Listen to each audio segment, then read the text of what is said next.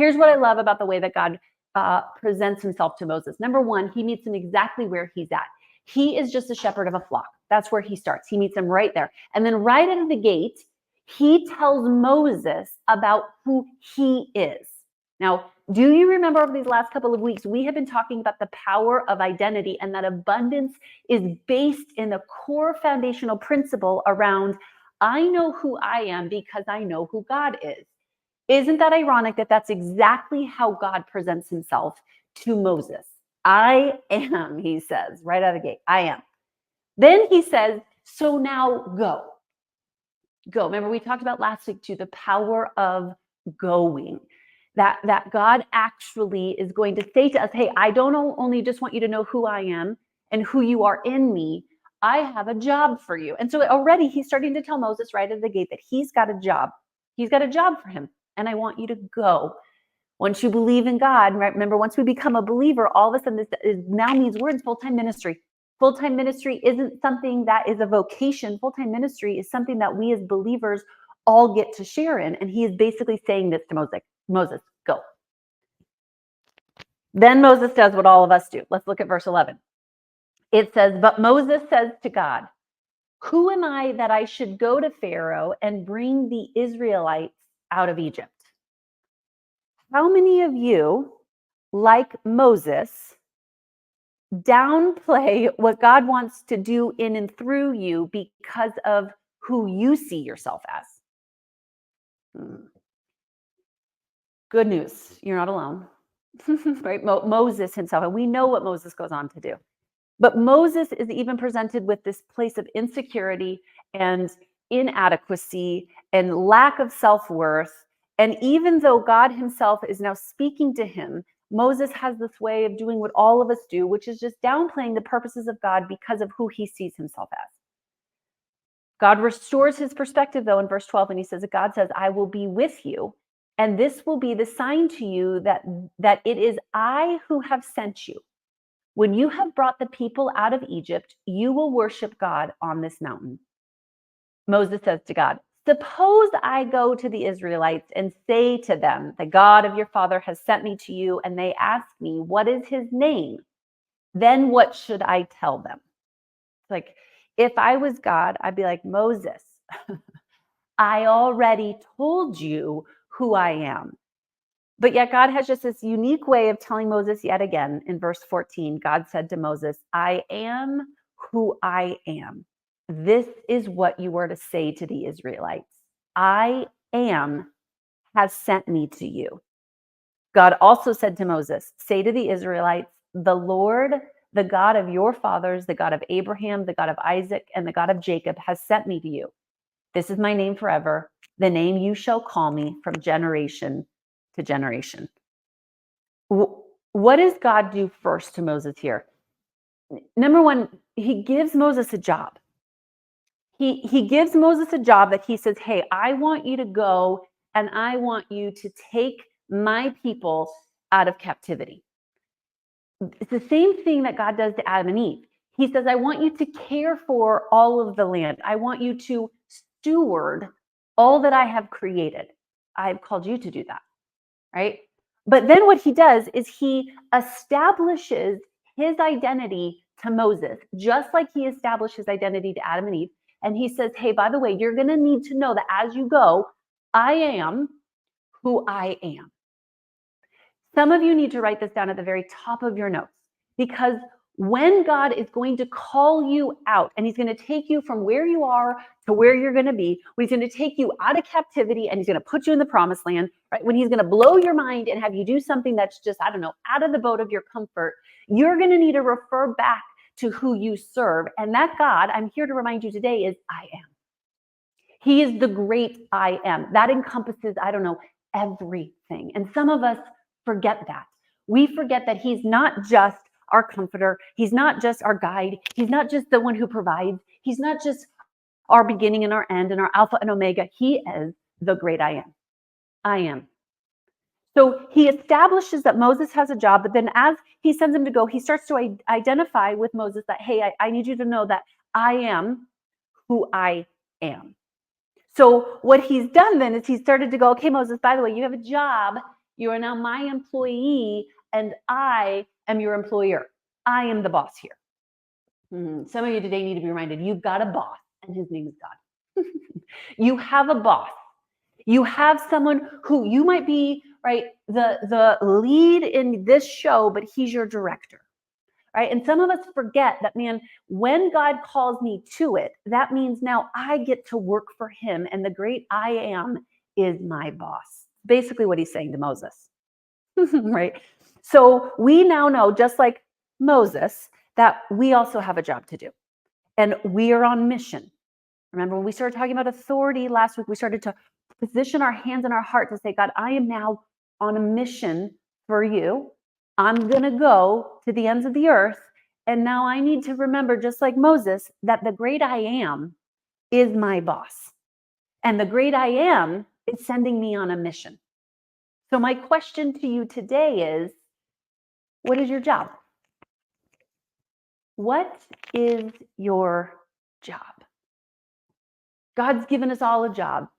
He's given us all a mission. It's a part of this overarching theme of stewardship. And my question to you today is, what is your job? This is something that we need to answer. Let's look at Moses, right? Because he has a job. So if we look at verse 16, God starts to tell him about his job. He says, go, assemble the elders of Israel and say to them, the Lord, the God of your fathers, the God of Abraham, Isaac, and Jacob, appeared to me and said, I have watched over you and have seen what has been done to you in Egypt. And I have promised to bring you up out of misery into Egypt, into the land of the Canaanites, Hittites, Amorites, Perizzites, Hivites, and Jebusites, a land flowing with milk and honey. The elders of Israel will listen to you. If any one of you have been following me for, I don't know, a couple of years, and maybe this is the first time that you've even sat in on one of these sermons, or you've even heard of my name, the thing that I've been doing, that I've been passionate about for the last decade, is what we call the gap, bridging the gap. The gap is the difference between where you are and where you want to be. It's the difference between your reality and the vision that God has given you. It's the difference between your past and your dream. So what God just did for Moses is he actually created a very clear picture of Moses, of where he was going to go and the job he had for him to do. Call that vision, call that dream, call that mission, call that job. Now when you go, well, Julia, what's my job? I'm still stuck on that question, Pastor. Thank you for asking me a question that I don't actually know the answer to. That's my job. I'm here to ask you big questions that invite you in to seek the heart of God. Right? Because when we seek him, we will find him. And when we seek him, he will answer us. And when we knock, the door will be open. Right? And so the idea here is that God actually wants you to follow his heart, not to just pray for all the things. Right? And so what's happening now is that God's actually saying, Moses, I'm going to be very clear about your mission, job, vision, dream. Put all of those words for the sake of the exercise in one category. I know that all of you have a dream. You've got a vision. You've received a prophetic word. And our job, like Moses, is to hear it and then to get our butt to the very vision that God has over our lives, to put our butt in alignment with his word. Right? So this is what he's telling Moses. He's saying, I'm going to go. I'm going to assemble the elders of Israel. I'm going to have you assemble them. And then he says, and then I'm going to bring you to the promised land, out of Egypt, into the land where there's milk and honey. And they're going to listen to you. So God is now painting the picture of what's possible. This is the power of vision. This is the power of a dream. This is the power of the prophetic word. And so for just a second, I want you to go back to the last prophetic word that was given to you, that everything in you went, that. I want you to go back to your journal and the dream that God's given you in the middle of the night, or yesterday, or 10 years ago. And I want you to write that thing down. And the reason I want you to write that down is because I want you to have a visual of what your promised land looks like right now in this sermon. Right? Because again, I don't want this to be another sermon that you're like, whoa, intellectually, that makes me feel great. I want you to embody this and to use the Bible as a framework to go, if God did it and said it here, why would he not use it for me and be able to give it to me to apply it to my life today? So take 10, 15 seconds. Write that down. For some of you, you might have to sit with the fact that you don't have a clear picture of a vision or a prophetic word or a dream. And today is the day where you get to have a clean slate before the Lord and you take 10 seconds and you go, God, show me. Reveal to me the desire of my heart that you've put in me. Remind me of a prophetic word that I've received that I've ignored. Help me remember the vision that you've given me over my life that maybe I've put on the shelf. Take a minute.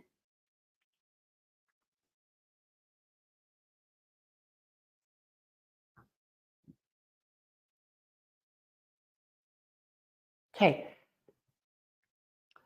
For those of you who are still on the struggle bus, your job this week, your mission is to sit with God and to figure that out. Lean in with us. Join our community. Make sure you reach out to one of our pastors.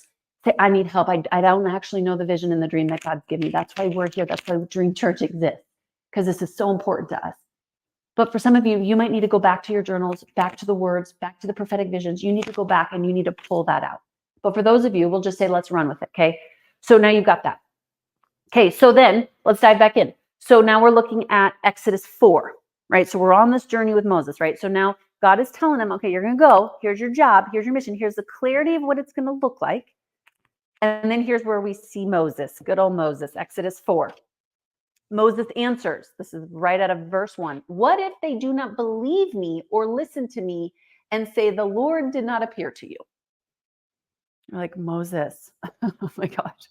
I was God. I'd be like, I'd be like, Moses, refer back to chapter 3, verse 18. It says the elders of Israel will listen to you.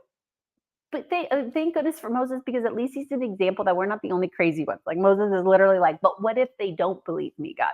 What if they don't listen to me? What if they say that God didn't appear to you? Well, don't you think that would probably make sense for us in today's age when we go, what if your dream isn't possible? What if it's not probable? What if you have too much debt? What if you have, you don't have what it takes to fulfill that? What if your past? Do you remember that? What if the president?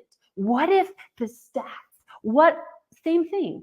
So Moses is doing what all of us do, is that God gives us a vision, a dream, a mission, a job. Go into all the nations and tell people about me. We're like, well, but we do all the things. And God's like, okay. Moses does the same thing. He just calls his something different than you and I do. Verse 2. Then the Lord said to him, what is that in your hand? A staff, he replies. The Lord said, throw it on the ground. Moses threw it on the ground and it became a snake, and he ran from it. Then the Lord said to him, reach out your hand and take it by the tail. So Moses reached out and took hold of the snake, and it turned back into a staff in his hand. This, said the Lord, is so that they may believe that the Lord, the God of their fathers, the God of Abraham, the God of Isaac, and the God of Jacob, has appeared to you. This leads me to my second question. What is in your hand? What is in your hand?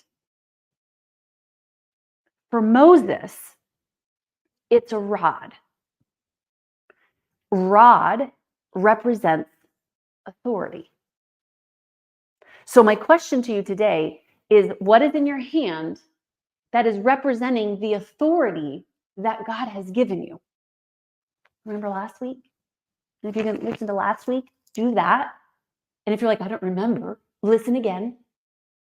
What is in your hand? Basically, another way I could say that is, what is the authority that God has given you, right? So he's not going to take you into the promised land, number one, with an old mindset. Number two, without giving you authority to actually be able to lead in this promised land. And so what he's acknowledging now to Moses is, what's in your hand? What's the authority that I've given you? Here's what's interesting about this. Up until this moment, what we have to understand about the rod is that the rod represents his authority. And at that point in time, Moses was shepherding sheep. So his authority was to shepherd sheep. Now, where was God taking him? He was going to take him to actually have authority to lead a nation. Oh, okay. We're gonna get all up in our business now. God says to Moses, "What is in your hand?" And Moses says, "It's a rod." He says, "Throw it down." Why? For so many reasons. Here's a couple. Number one, what God is having Moses do is he's throwing down one identity so God can give him a new identity. He's saying to you today, what is in your hand? And you see yourself as, not enough. You see yourself as on the struggle bus. You see yourself as never, always missing it, going to be rejected, right? Not valuable, not knowing who you are, all things. And he goes, throw that thing down. And so Moses has to take what's in his hand and then he has to throw it down so that ultimately God can give him something better, because he doesn't want him leading sheep anymore. He wants him leading a nation. Could it be that there's some of you today that God's even going, what's in your hand, is because he's not trying to take anything from you. He wants to give you something greater.